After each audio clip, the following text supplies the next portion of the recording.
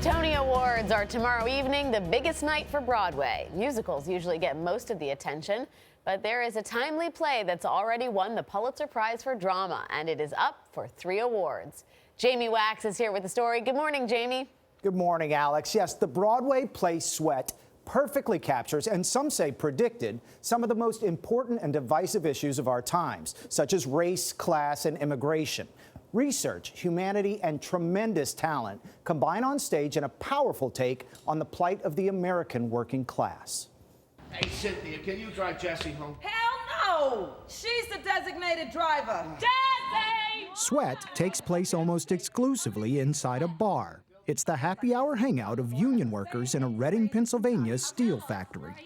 How important was the setting of a bar? I think for me, the bar is a place where people unwind and people relax, but I also think that liquor has this incredible power to get people to tell the truth.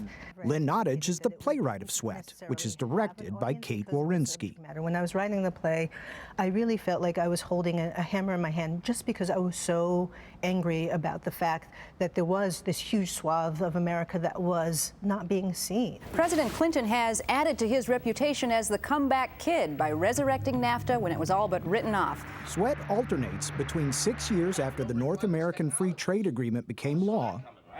You could wake up tomorrow, all your jobs are in Mexico. Whatever, it's this NAFTA bull. And the 2008 aftermath of the world financial crisis. It's been a volatile time for our financial system and our economy. That was a time of bailouts for car companies. This is all about a lot more than just Detroit. It's about saving the U.S. economy from a catastrophic collapse. And big banks. In 2011, the Occupy Wall Street movement drew thousands of angry Americans, including Nottage. Banks got bailed out, we got sold out. And I spent probably another week or two going to Occupy Wall Street, and eventually felt like it wasn't enough. I needed to understand what was happening in our country. Why was our American narrative shifting so quickly? An article in the New York Times led Nottage 150 miles away to Reading. And it basically had said that Reading was the poor city of its size. What did you find there that surprised you? When I began interviewing people, we always asked the question, how would you describe your city? And people inevitably said Reading was. That they always spoke of their town in past tense. And that really sort of saddened and shocked me. You have this generational tension in which you had one generation that was so aspirational and achieved for so long that suddenly finds that they can't pass that same bounty on to their children. Wawrinski joined Nottage about a year later. Together, they interviewed locals and visited places like Mike's Tavern. Eventually, a narrative and characters began to emerge. What a night! Like Cynthia and Tracy, best friends on the factory floor, played by Tony nominees Michelle Wilson and Johanna Day. Do you see echoes from your own lives, your own experiences in the tensions in this play? Oh, for sure. I'm from Detroit. And I was saying that Detroiters were canaries in the coal mine ages ago. I mean, I remember the gas crisis, and I remember them sending counselors into the schools because the children were depressed because their parents were out of work. So I know intimately what it's like to come from a company town, one industry town. Traitor. What you say? When Cynthia receives a promotion, relationships begin to fray. It sucks.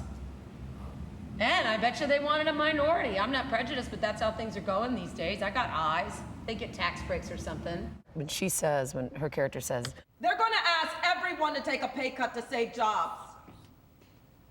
60%. Yo! it's not hard to get upset about that.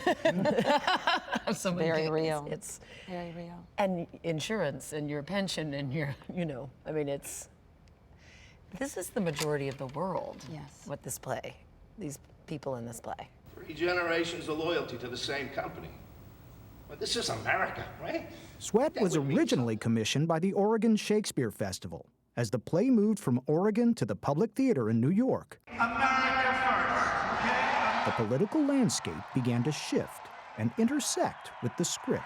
America has lost 70,000 factories. Hard to believe. Did you have any sense that those issues might be boiling over to the point that they are now? Certainly, when we sat down and began speaking with people in Reading, we felt their anger and their frustration. We felt a sense of alienation. We felt all of the things that we're reading about today. And the question that we often get asked, could we have predicted that the country would turn toward Trump? It's like, no. But what we could predict is that this kind of frustration would take some form of revolution. In some ways, it was absolutely shocking. And in another way, we had access to the motor for 5 years. I mean, for 5 years, we were hearing the same stories and the same kind of anger and engine and not realizing exactly where that energy would go. Since March, the production has been at New York's famed Studio 54 Theater. But before they made the move to Broadway, We've been having the same conversation for 20 years. the cast put on a special performance for the people in Reading. The reaction was startling, like one woman's story told to Johanna. She was in tears because she said, we're not just a block on the Monopoly board, and we're not the brunt of everybody's jokes. We're a play now. She said, thanks for not making fun of us. It's just giving a voice. Why do you think these people have been invisible to much of America for so long? There seems to be a resentment towards working, right? So there's something about the working class and just the dignity of labor, of getting up and taking care of your family, that seems to, we have a disconnect, right? Like the easier your money comes, the more worthy you must be, and that, you're not a sucker. And these people are not suckers. They're hard workers who are doing everything they're supposed to do to achieve the American dream. And even though Sweat won Lynn Nottage her second Pulitzer Prize, believe it or not, it is her Broadway debut, and I'll be looking for her tomorrow night at the Tony Awards. Very exciting. Really important play, Jamie. Yeah. We talk about these issues in the context of policy or politics, but rarely in the human context. It's also an example of what theater can do. When you sit and watch someone interrupted tell and show their story, it really is a different kind of experience. All right, good luck to them tomorrow night at the Tonys. Jamie Wax, thanks. Thank you.